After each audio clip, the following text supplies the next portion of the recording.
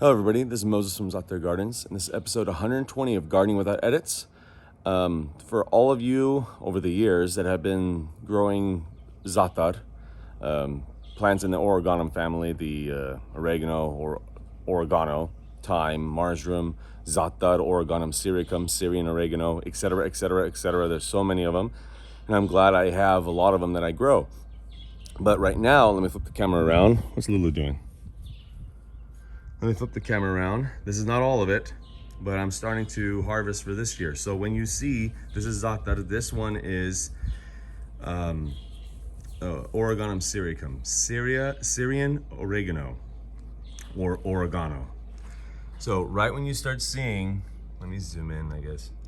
Right when you start seeing the flowers come out, that is the most potent time. The essential oils are the strongest at that time.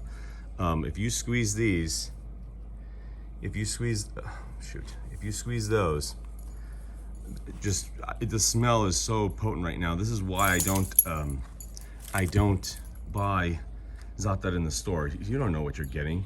This is the real thing right here.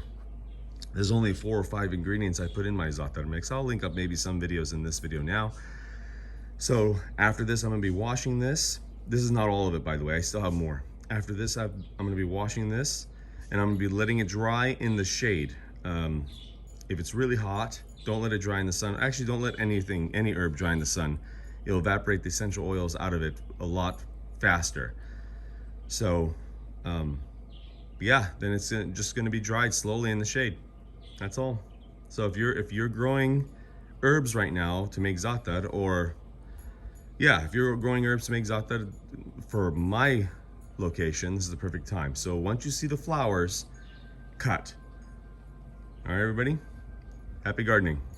Bye.